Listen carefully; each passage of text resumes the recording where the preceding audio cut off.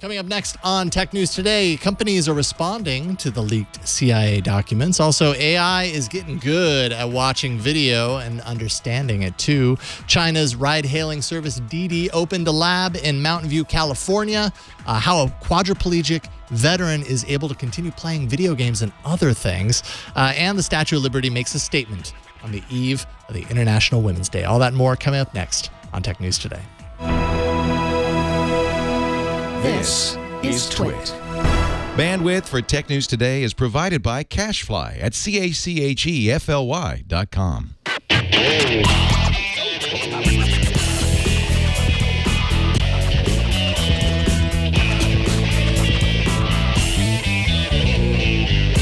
This is Tech News Today, episode 1720, recorded Wednesday, March 8th, 2017. This episode of Tech News Today is brought to you by Rocket Mortgage by Quicken Loans. When it comes to the big decision of choosing a mortgage lender, work with one that has your best interest in mind. Use Rocket Mortgage for a transparent, trustworthy home loan process that's completely online at quickenloans.com/TNT. And by Tracker, a coin-sized tracking device that pairs with your smartphone and keeps you from losing your most valued possessions. Visit thetracker.com right now and enter promo code TNT to receive a free Tracker Bravo with any purchase.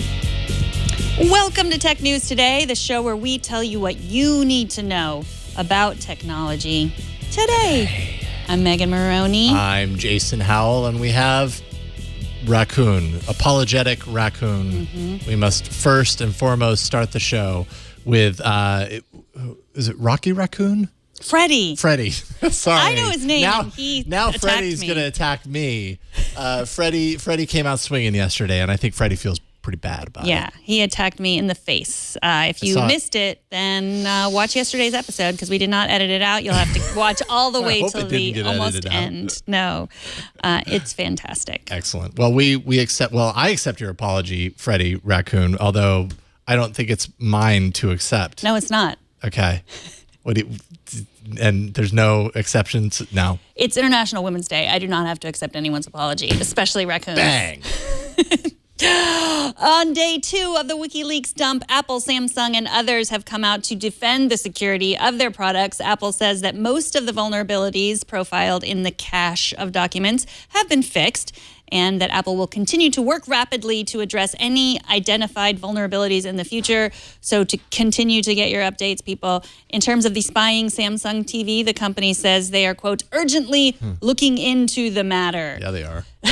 So Apple vulnerabilities were in iOS, they were in Mac OS, they were in airport routers, they were in other products. The other news came out that Sean Spicer did a press briefing. He says there's a major difference between the WikiLeaks Podesta emails and this this dump of CIA information. He didn't exactly specify why it was so different, but it's different. And they're going to go after whoever did it because they will be held to the highest extent of the law. That's what Spicer said. I think there was a lot, and when I first started reading the stuff kind of pouring out yesterday, it was easy to see all of these things that were being written about, all these vulnerabilities of all these different OSs, and jump right to the worst, which is that, oh my goodness, everybody in the entire U.S. has been spied on, blah blah blah. This is outrageous.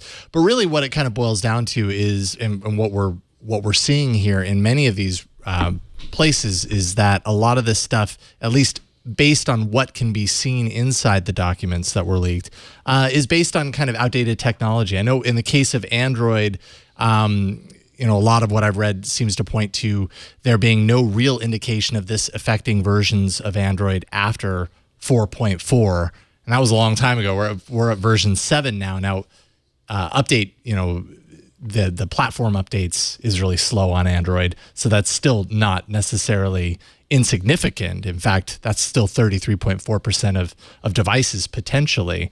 But it's a little different than saying, well, everybody has a modern, up-to-date phone.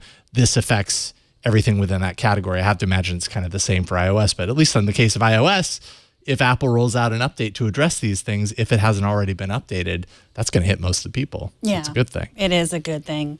Yeah, I think that we've been talking about a lot of this stuff before, like Motherboard, Vice. There are a lot of really good, the Register places that have been saying this for a long time. Like, hey, the CIA has the ability to do this, and we think they have the ability to do this.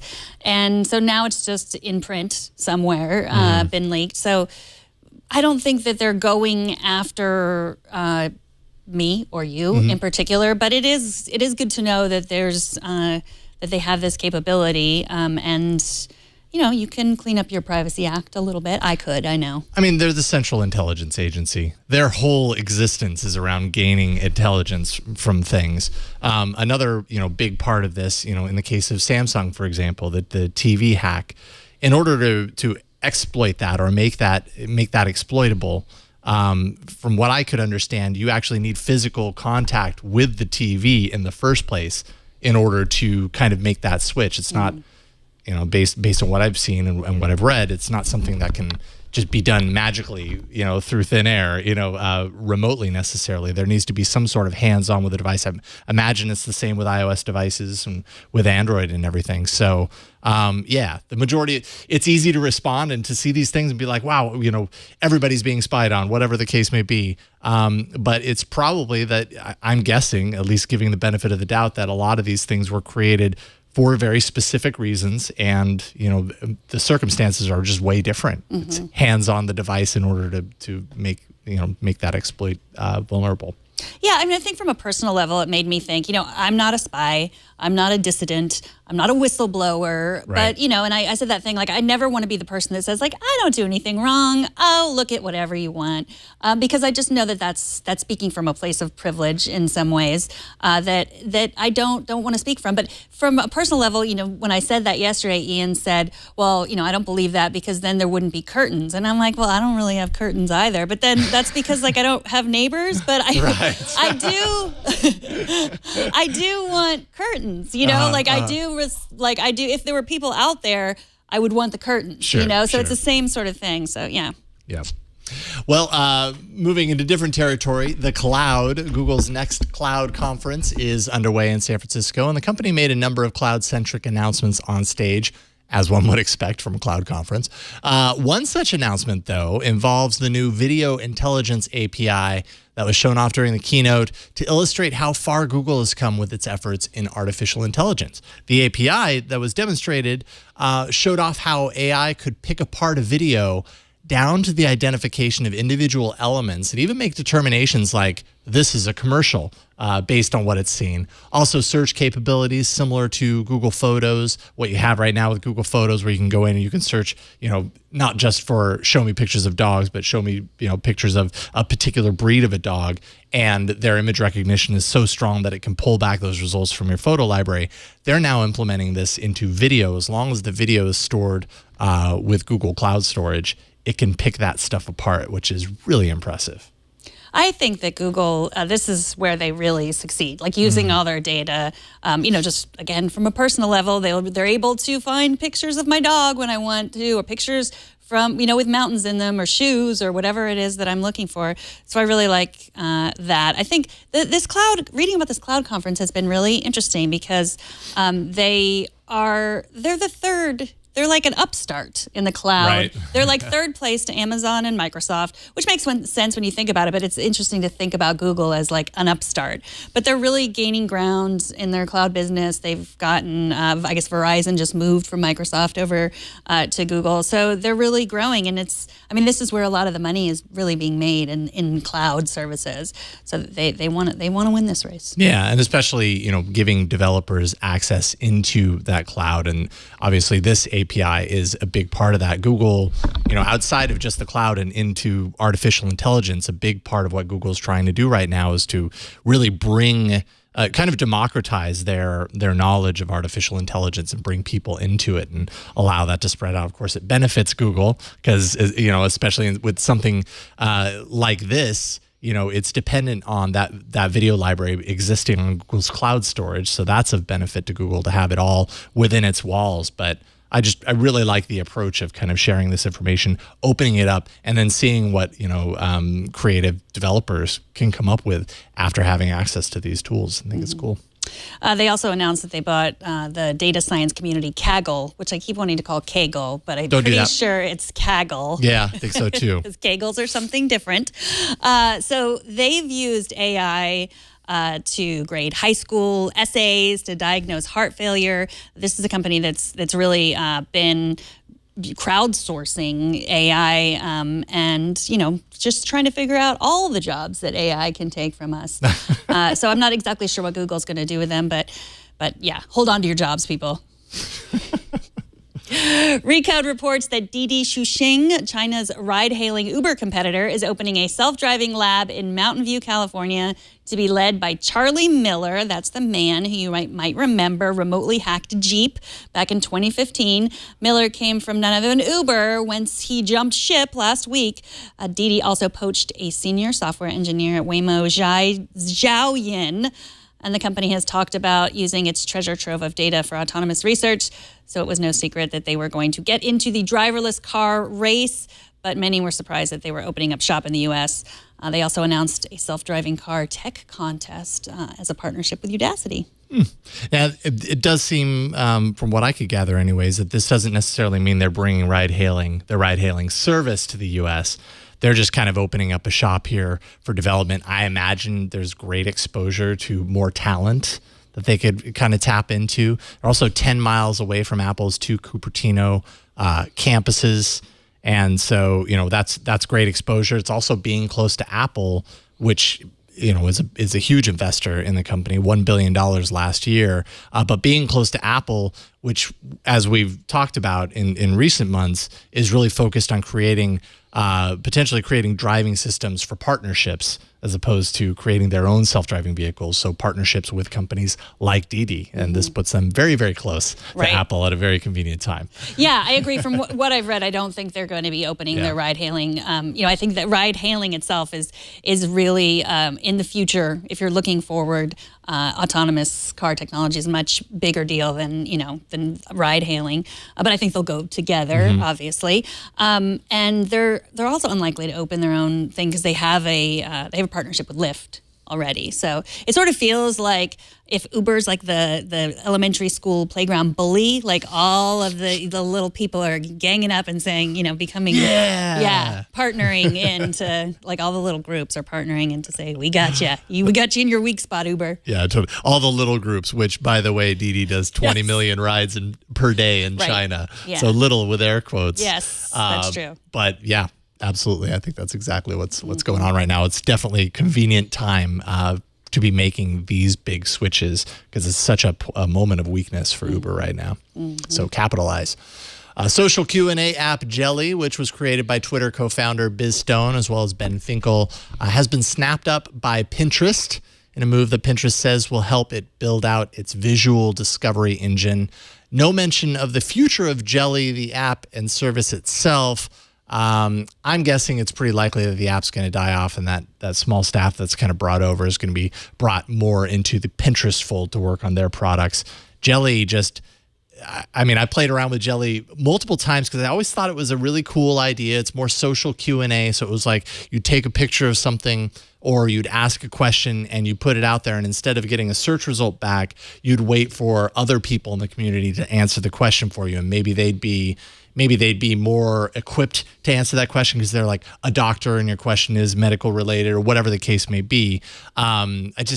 I was always not at all very impressed with the results that I got and the speed at which you get it because we're just so used to fast things, answers to our questions super fast. And Google already does a pretty great job of this anyways, without the requiring, element of somebody on the other end. Yeah. So humans are slow. Yeah. There's another humans job. Are too slow. We should keep track of all the jobs that are being stolen by robots per episode. Like I think that's depressing.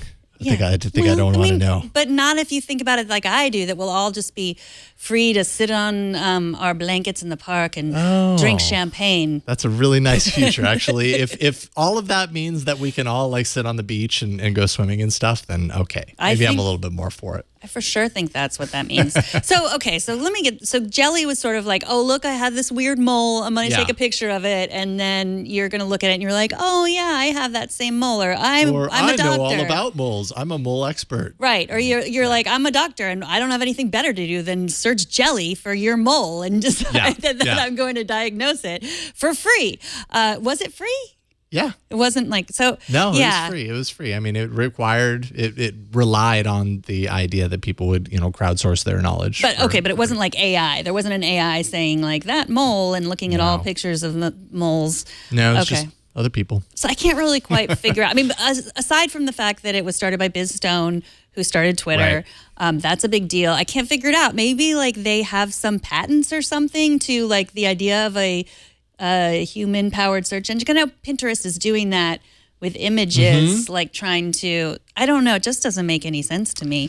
Yeah, it really does seem more like, potentially an acqui-hire for something. Maybe there is some part of that image search thing that they see some overlap with Jelly. And it also seems like, because Jelly, launched in 2013, pivoted to a meme creation app called Super that really didn't go anywhere. And then they kind of went back to Jelly last year, repivoted, if you want to say that. And it just never really seemed to go anywhere. And I think they were at a point to where they were considering another round of funding. What do we do next? And then this Pinterest kind of idea came along, and I just have a feeling, at least for the folks at Jelly, it was kind of like, all right, well, here's our chance to just kind of put this behind us and and move on. Yeah, because I mean, if you look at the reviews, I mean, like just the tech press today, they call it, somebody, I think The Verge called it a truly terrible search engine, and I think that TechCrunch called them a flop. So yeah, it's just one of those weird insider things. Also, can anyone take an app called Jelly seriously? I don't know if anyone did take an app called Jelly seriously. Just, the name itself. Yeah, Scooter X, you point out, and I have this in my notes as well, so I appreciate you mentioning that. Biz Stone is continuing with Pinterest more in an advisory role to the co-founder and chief product officer, Evan Sharp. And then as well, Ben Finkel is going to join the product team for growth. So, I mean, it's not like here's our product, see you later. They're being integrated into the Pinterest staff, but on some level, it just really feels like an exit of some sort that, won't be long before Biz Stone is like, all right, cool, I did my thing. See you guys later.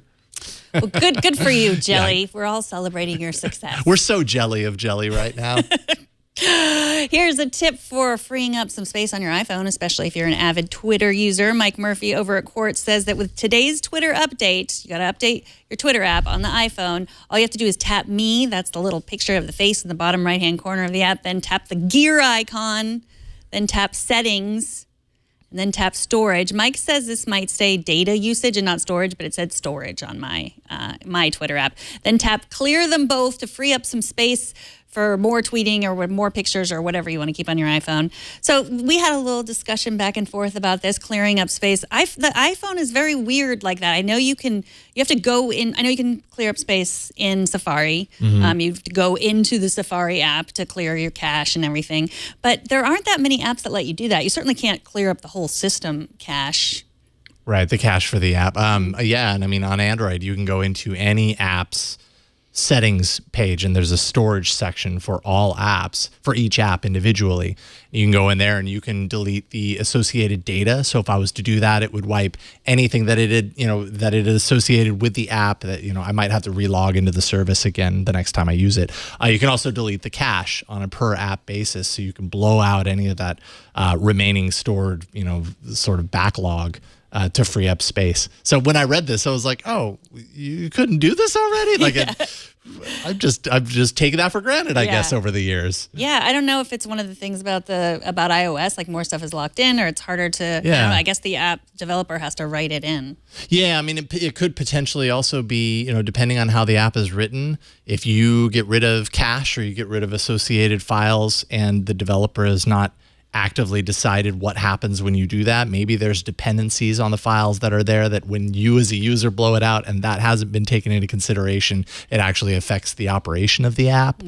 Maybe that's why it's not as implemented on iOS. But I was surprised. Like, that's a really great way to kind of, give you a chance to manage the storage that you have if you think to do it. I mean, many people would never think to do that. Right. Maybe I will switch to Android after all. This could be the thing. No. This No, could be the actually, one I thing won't. that pulls you over. You're like, I've always wanted to get rid of my cash. Yes. We all want to get rid of our cash. After the break, we will talk to Julie Cohen, director of the acclaimed documentary American Veteran, about some of the tech that the subject of her film used after being injured in Afghanistan. But first, let's take a minute to thank Rocket Mortgage by Quicken Loans, the sponsor of this episode. Getting a mortgage is tough. It's a lot of money to buy a house, or if you're trying to refinance, it's money that you can save, and it's difficult to figure out how you can save that money. So when it comes to the big decision of choosing a mortgage lender, it's important to work with someone who you can trust and who has your best interest in mind. With Rocket Mortgage, you'll get a transparent online process that gives you the confidence to make an informed decision. So you no longer have to waste time searching through stacks of paperwork. With Rocket Mortgage, you can securely share your financial info to get a mortgage approval in minutes. You can even adjust the rate and the length of the loan, and you can do all that in real time to make sure you get the mortgage solution that's right for you. You don't want to get the mortgage solution that's right for anyone else. You want to get the solution that's right for you. So whether you're buying a new house or refinancing your existing mortgage, you can lift the burden of getting a home loan with Rocket Mortgage. Skip the bank, skip the waiting, and go completely online at quickenloans.com/TNT. That's quickenloans.com/TNT. Equal housing lender, licensed in all 50 states, and MLS consumeraccess.org, number 3030. And we thank Rocket Mortgage by Quicken Loans for their support. So Nick Mendez was 21 when his vehicle encountered an IED during his tour in Afghanistan as a sergeant back in 2009. That explosion ultimately left him paralyzed from the neck down. There's a new documentary out called American Veteran that follows Nick for the 5 years that follows that event. And joining us to talk a bit about her film is director Julie Cohen. Welcome to the show, Julie. Hi there. Great to be here. Yeah, it's great to have you here. We really appreciate you joining us today. So first, tell us a little bit about how you discovered Nick and what motivated you to help him tell his story.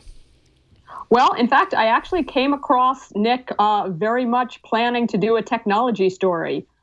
There's a guy in Phoenix named Brad Soden. There's a company called Tank Chair that builds all kinds of very cool, different kinds of technologically advanced wheelchairs. The Tank Chair is a wheelchair on tank treads that's kind of an all-terrain vehicle. He also has something called the Mongo that goes super fast, like all this kind of jazzy technology that he's using for the disabled generally and disabled vets in particular. And so I was thinking I was going to kind of follow that company and some of the veterans that they were making tank chairs for. And pretty early on in the process, we met Sergeant Mendez, Nick Mendez, and his wife, well, his then girlfriend, Wendy, and they had kind of such an amazing story and so many things going on in their lives, including their love story, that I kind of decided just to focus on them and really make the story about them and their lives. Yeah, it really seems, based on what I've seen. Now, I haven't seen the film itself, but I did a lot of reading, listened to some interviews, of course, with you, and found everything that I could find online to kind of look into it. Just really seems like Nick has incredible resolve and is very resourceful, obviously. I guess tell us a little bit about Nick's high-tech wheelchair, his setup that he uses. Well, the wheelchair he uses for day-to-day use, I mean, the cool thing about it is that it's mouth operated. He doesn't have the use of his arms and hands as well as his legs, so he needs a wheelchair that doesn't roll in the traditional way, and it's called Sip and Puff. Fairly common, actually, technology for quadriplegics. And basically, there's a little straw that's attached to the chair, and he sucks in it to move forward and blows to go backwards. I think I have that right.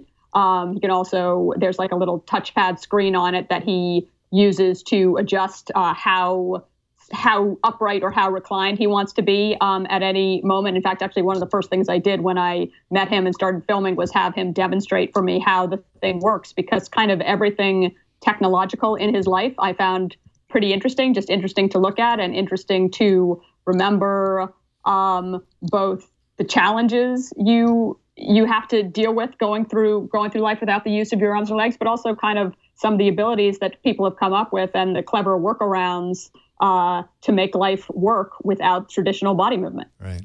So one of the characters, that you have a cast of characters in the documentary. One is John Shoemaker, who's Nick's friend. He's described as his go-to wheelchair repairman. So is there a lot of this that they're doing themselves, that they're MacGyvering, or does this technology something that like comes out of the box? Absolutely. Yes, you use the word MacGyver. Actually, Nick tends to use the verb redneck for that kind of thing. But yes, kind of putting things together with whatever on hand is definitely part of Nick's whole spirit. His friend John Schumacher, who was a Marine and also is a triple amputee himself, lost both his legs and part of one of his arms and a good deal of his hand. But is still a very handy guy, actually. And at one point when we were filming, the sip and puff straw on Nick's wheelchair broke. So rather than going to the VA and dealing with whatever bureaucracy that would entail and waiting in a line for hours, he just was going over to John's home anyway. And he just said to John, do you have like some WD-40 maybe and duct tape and something? And the next thing you know, John and his wife Courtney were messing around with the straw and figured out. They actually took out a few of the links on the straw, and they just figured out a way with some pliers and some super glue to put it all back together. There's a lot that Nick and Wendy do that is very much jerry-rigged type stuff. When the first or second day I showed up and started filming with them, I was watching Nick play the first-person shooter video games that he likes. He's really into the Fallout series. And I came into the bedroom, and Wendy had sort of a breakfast in bed tray like in front of him, and he was both playing the video game with using a stylus in his mouth on a Sony PlayStation console that he was tipping back and forth. And next to him, they had a Tums bottle that they had masking taped an e-cigarette to, so he could go back and forth and smoke his e-cig and play the Fallout series without having to call anyone in to bring him, to give him a puff of cigarette, and he never had to really, he was just always going back and forth between having the stylus in his mouth and smoking. And I was like, okay, this is well, first of all, I mean, truthfully, I'm a filmmaker, so I was like, okay, this is a good scene. Right. Write the note down. But also, like, as a human being, I was like, okay, this is pretty cool, and it's really amazing that I was like, oh, how'd you figure out how to use the console like that? Right. And Nick was like, I just kind of figured it out. And I was like, and what about that Tums bottle? It's like, Wendy was like, yeah, I figured it out. It'd be, I didn't like to have to keep running back into the room every time that he wanted to take a drag of the e-cig. So we figured out how to sort of attach it to a Tums bottle. Man, that's so incredibly resourceful. And I have to imagine I cannot imagine being in that position, but I have to guess that when you're in that position, any amount of autonomy that you can gain, no matter how you get there, improves your life and improves your resolve and your outlook on things. I just don't understand how you play a modern video game with a single point of touch. These controllers, they have buttons all over the place. I don't understand how he can pull that off. You'd have to watch the scene, but also some games work and some games don't. Yeah. Call of Duty doesn't really work for him. It has to be sort of like a one player at a time type game to make it work. And he was a big fan of video games before going into the Army, and said that he at first was really frustrated, like, I'm not going to be able to play again. And then he found the Fallout series. Fallout New Vegas is what he was playing when I met up with him, and he realized that actually was going to work really well. So, wow. And it's not just video games. Also, he has another rig to go enjoy things like fishing. How does that work out? Yes. Well, the amount of technology, kind of high tech, medium tech, and low tech that exists for quadriplegics is pretty impressive. And there are now both sip and puff fishing poles and even sip and puff gun mounts. Nick, for a fishing trip that he was doing with a group that took him out on a trip called the Foundation for Exceptional Warriors, helped arrange for him to get a sip and puff fishing reel, where basically works fairly similar to his chair. It's sort of like the fishing pole was on a stand, and there was a straw attached that he would use to suck in to move the reel in one direction, and then blow to move it in the to reel it back in. Wow. That's really cool. What's something that you walked away from in this experience that you didn't know going in? I mean, this was a 5-year, at least. I'm imagining at the very minimum, it was 5 years of following Nick in his life. What did you learn in that time that you didn't actually know going into the experience? Yeah, well, we tell his story for 5 years, but Right. but I was working on it for about 2.5 years. We sort of met up with him partway through. I would say the overall lesson to me was I went into this thinking about with the assumption that the most notable thing about being a quadriplegic veteran, or maybe just a quadriplegic at all, would be all the things you can't do.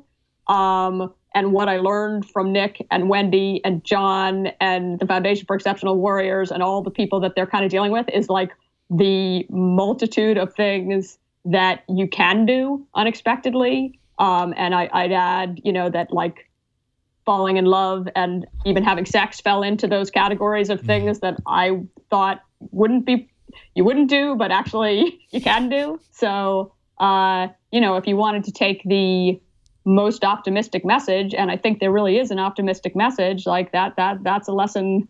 That's a lesson in their experience, and just a life lesson maybe in life in general. Like maybe you can do more than you might expect, and that technology has its huge advantages and its horrors, as I'm sure you guys explore both all the time. But like it's really amazing what technology can do, and especially kind of technology combined with motivation and cleverness of a couple like Nick and Wendy. For sure. Yeah, I mean, that's the story. What caught me when I heard you talking about the film was the story of Wendy, his wife, who met him after his accident. And that's a big part of the film also, that their love story. Can you talk a little bit about that? Sure. I love love stories. I kind of think every documentary, every film to some extent should be both a comedy and a love story. When you hear words like, quadriplegic veteran blown up by an IED in Afghanistan, maybe you don't think about romance and comedy, but there are plenty of both in Nick's life. And basically the love story is that when he was in the VA hospital in Long Beach, and he was there for quite a period of time, about 6 months, he met a medical caregiver named Wendy, who was applying to be his home health nurse after he was released from the hospital. It turned out that the agency that she worked for their insurance didn't cover active duty military, which he still was at that point. So she couldn't be his nurse. And unbelievably, even though working with quadriplegics and paraplegics was what she was doing full time, she really had been, she'd really been kind of charmed by Nick when she met him in the hospital. And also her dad served in Vietnam, and she kind of had an affinity for military guys, and also just a recollection from her dad's bad experience of, military guys being treated not so well when they came back home. Like she wanted to show some care to someone, and like thought this is a nice guy. So she basically, even though she wasn't going to be working with him professionally, she just called up his doctors and nurses and said, hey, would it be okay if I just stopped by to visit him? And she started visiting him in the hospital, at first occasionally, and then really regularly. And they were just hanging out and watching movies and doing normal stuff you might do hanging out with someone, and started to really have feelings for each other when Nick was released from the hospital and went to live with his dad for a year or so. She kept coming over and kept visiting, and everyone was kind of like, even Nick was like, what's this about? What's her game here? What's she up to? And they just ended up finding this real bond and shared sense of humor. Nick is a really, really fun guy. So she was just having fun hanging out with him. And ultimately, they fell in love and moved in together. And, as part of the story that you'll see in the film, they actually got married and have been married for about 1.5 years now, living, speaking of technology, in a incredibly cool very technologically advanced all-access home that's been built for them by a group called Homes for Our Troops that makes fully accessible, kind of customized, mortgage-free homes for Iraq and Afghanistan vets. They've made about 250 so far. Wow. So in the course of our filming, they were designing this house and having it constructed in a place called Murrieta, California. Sort of, I don't know how. I think you guys are on the west. It's kind of somewhere between LA and Palm Springs. Like with all kinds of. There's the lift device that helps Nick get out of bed, helps Wendy help Nick get out of bed, and can then like sort of move him around more than what he had in his previous home, and just automatically opening doors so he doesn't need, like, if someone else isn't around, he can still using technology that doesn't need him to use his hands, he can still get the doors to open so he can go inside and outside his own home without somebody having to help him, which is just a huge lifestyle improvement. I think the most frustrating thing being in Nick's position is to have to rely on other people for so many parts of day-to-day life. Yeah, absolutely. And anything, like I said, anything that you can do to capture a little bit of that for yourself has to be very liberating. So it looks like a fantastic documentary. Where can people find it? Because I know it's kind of taking it around on a tour right now. How can people catch it?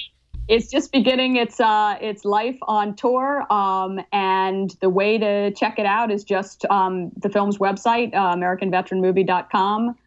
Will give information on screenings, which are happening right now, and when it becomes available digitally, which it will probably at the end of the year, then there's going to be links so that you can see it that way. But hopefully you'll be able to see it near people will be able to see it near them, and as we have screening dates, we're going to be putting them up on the website, and we're psyched about it. That's awesome. Super exciting. Julie Cohen, director of American Veteran at AmericanVeteranMovie.com. Really appreciate you taking time out today to talk to us about this. Thanks so much. It was really fun. Thank you. Thanks, Have a Julie. great night. Okay, Matthias Schultz writes about our smarter home discussion yesterday and the lifespan of connected bulbs. He says smart home gadgets all require apps and firmware. Those apps and firmware are likely to be supported for a limited amount of time. No one should expect Philips to create Hue apps for the dominant OS 10 years from now. Sadly, no one should even expect Philips or other smart device manufacturers to support these devices even a few years from now, unless the company has created a trust to pay for the long-term maintenance of the device and apps. I would not hold my breath that it will work years from now. If you buy a smart home device, you buy it because it's useful now, not because of its benefits 5 years down the road. I understand that. I get it. But, oh man, when you're buying these little things and they have potentially longer lifespan than like a cell phone, like many people are used to replacing their cell phone every 2, 3, 4 years, whatever. So even when it's beyond the point of update, you're going to get a new one and cycle it out and everything. A lot of these things that I imagine you bring into your home, you're not thinking about, I'm going to buy this for the next 2 years. Mm-hmm. You're thinking long term. Mm-hmm. Not that means that they should, change their business model entirely and go bankrupt because they're supporting things for 10 years down the line. But in light of all of the IoT insecurities that we keep hearing about, that's not a very positive message. It's not a very positive idea. That certainly isn't going to motivate people to upgrade everything in their homes, because 2 years from now, you're going to have to upgrade everything again because they aren't supported anymore. And we already know about the insecurities that plague these devices. Yeah, I mean, it's part of the way that we operate now. Yeah. Oh, well, I have this phone for a year and then I'll get a new one, right. And it's crazy. And it's not good for the environment. And yet we continue to do it. Yet we continue to do it. Up next, a new look for the Statue of Liberty. But first, let's take a minute to thank Tracker, the sponsor of this episode. So you're looking, but you can't find it. It's not under the couch. It's not in the cupboard. It's not on the table. Your meeting's in 20 minutes. You're panicking. You can't find your keys so you can get to your dang meeting. We've all had a scenario kind of like this, maybe identical to this. But now with Tracker, you'll never have to worry about losing things again, because that's what Tracker's all about, keeping you from losing your possessions. The Tracker Bravo is a coin-sized device constructed with anodized aluminum for the thinnest, most durable tracking. You can locate misplaced keys, wallets, bags, computers in seconds. You just pair tracker to your smartphone, attach it to any item, and you'll find its precise location with the tap of a button. If you lose your phone, you just press the button on the tracker device, or you can ask Amazon's Alexa, and your phone rings even when it's on silent. Your phone can track up to 10 devices at once. You can customize two-way separation alerts so you're notified before you leave your item behind. With over 4.5 million devices shipped, Tracker has the largest crowd GPS network in the world, so your lost item shows up on a map, even if it happens to be miles away. The Tracker app also records its last known location, so when another Tracker user comes within a 100-foot range of your item, you will receive a GPS update of where item is located so you can go get it. And with a 30-day money-back guarantee, there's no reason not to give it a try. So stop losing your stuff today. Go to thetracker.com right now and enter promo code TNT. You'll get a free Tracker Bravo with any order. That's TheTracker.com, promo code TNT for your free Tracker Bravo with any order. All right, TNT's fan of the day is Sergio Duarn, who sent us this collection, a few images on Twitter, saying, here is how I watch TNT on my Raspberry Pi 3 with Cody under RetroPie. I hope you like it. And I know I like it. I'm assuming Brian, RTD, probably likes it because he's a big fan of the Raspberry Pi 3. Yeah, that looks pretty slick. I like that. Have you ever done the Cody thing on Raspberry Pi? I haven't done it. I'm going to give it a try now. I've been lazy because usually when I watch our stream, I just open up Chrome and go to that in the Pi. But I'm going to try this. Cody's kind of like a media management system for pulling in video sources and syncing up with your home library, and it has all the standard stuff too, like Netflix and whatever. So you can build that as a project with the Raspberry Pi 3 and any Raspberry Pi. Actually, I think you can put Kodi on. But show us how you watch or listen to TNT. Just record a video or take a picture of yourself, or 4 pictures. Or 4 pictures, or 8. Well, I think Twitter's gallery is probably limited to 4. Whatever. Send us what you got. We'll take a look at it. Post it on Instagram, Google+, Twitter, or Facebook. Use the hashtag HowIWatchTNT, and we'll find it. It is International Women's Day today, and to show her support, last night the Statue of Liberty went dark. Oh, if only that were true. It is not true. It was not a statement that someone was making about immigration either. It was just... The National Park Service says it was human error. The same reason Amazon Web Services broke the internet last week. Good old human error. That's chalk another one up for the robots.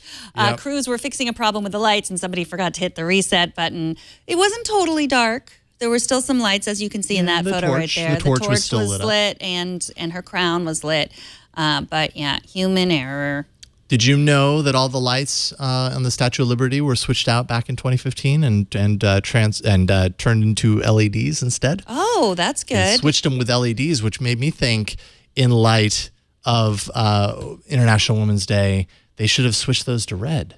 That's true. Then the Statue of Liberty would be wearing red today. Yeah, or if they were hue lights, that would be awesome. I wish, I think our tax dollars should really be paid for each one of those to be a hue light. How much are they? Like $100 per light? 70? 40? 50, yeah, 40, 50, depending on, if you're getting the color ones, second or third generation, somewhere around there. I think they should all be different colors because I think that Statue of Liberty should have a disco party. Yeah, totally. Like a flashy disco party. And like if anytime anyone said it into their Amazon Echo or their Google Home, and then it would just have a disco party in the Statue of Liberty. That's what I think our country should be working more. That's too much power. I think that's a little too much power, but I would love to see it just once. Like that's the kind of things we could do if we didn't, now that the robots have our jobs, we could come up with ideas like that and work on those projects instead of, these jobs that robots could do better than us.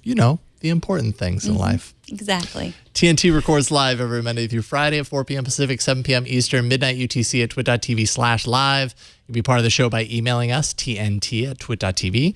Leave us a short voicemail, 260-TNT-SHOW, and find us on Twitter at TechNewsTodayTV.